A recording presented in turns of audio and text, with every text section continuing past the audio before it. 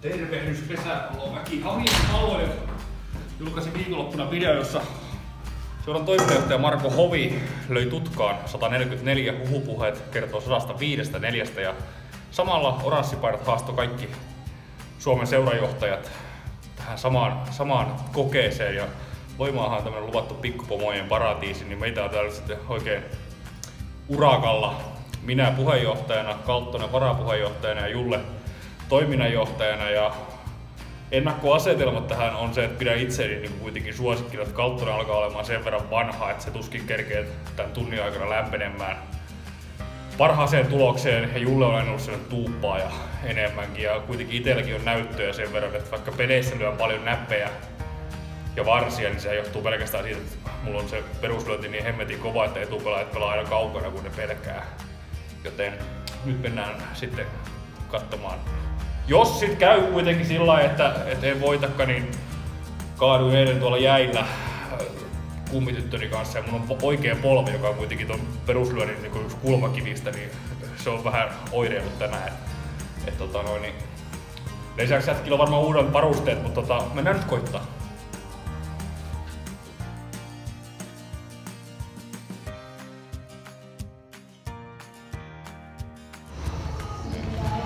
Mikä on toiminnanjohtajan tavoite?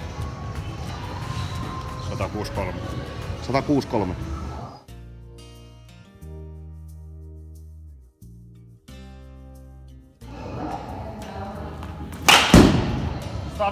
Se meni heti johtoon. Se oli vähän heikko osu.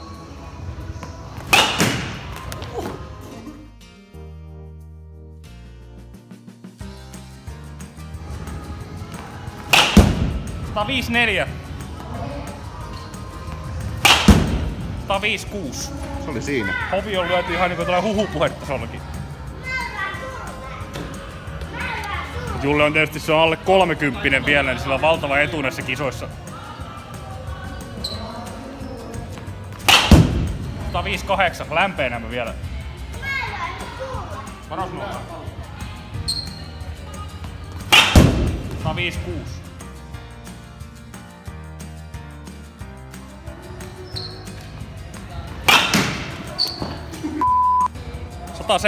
107-1, kun täällä kameramies pikkasen kakkaa housuun, kun pallo lähtee tulemaankin takaisinpäin. Se oli keskiosuma. Tämmöstä se on se meillä. Paljon tavoite? 105-5. 105-1 muistaakseni löin sillä niinku kylmiltään. 145. 145. Hovi on lyöty. 150. 150.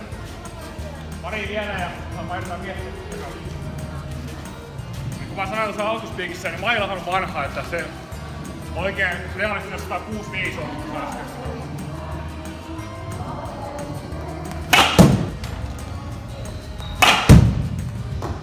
8 lyönnin kunnon saa.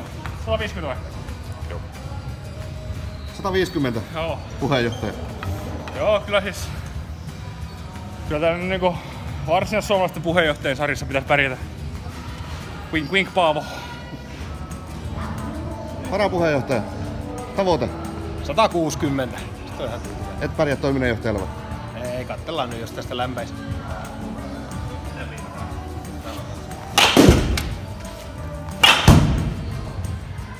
Varteen mä sanoisin. 150. Kyllä on hyvä, kun mä noin sieltä. 156. 158.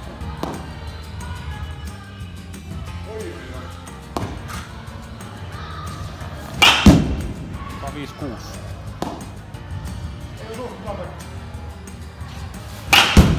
151.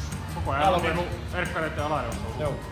No aika lailla sillä kun tuossa ennakkoarviossa arvilinkin, että Julle nuorimpana kyllä nää voittaa ja Kaltsi ei tää tunti on lyhyt, mutta niin kyllä se tossa nyt lämpeä. Itellä tosiaan oli se polvi, se nyt sit sprakas pikkasen ja vanha maila tosiaan, niin huomaa, että täälläkin on tämmöstä ihan tosta pientä. On varmaan joku astunut piikkareilla päälle, niin kyllä se syöstää tulosta, että paremmissa olosuhteissa, paremmilla varusteilla, niin olisi itsekin kyllä vielä niin kuin tullut aika paljon lisää tuohon mittariin. Mut Hamina on lyöty. Hamina on lyöty. Siis Tässä me pärjätään. Ja kaikille muillekin seurajohtajille niin ei muuta kuin rohkeasti kokeilemaan vaan, että ei tässä ole hävittävää. Lähettääks me johonkin naapuriseuraan? No se Paavolle, että se niin varsinaisen suomalaisten puheenjohtajien kisaamaan, että se ensisijaisesti niin yritin asettaa sen pohjatuloksen sinne.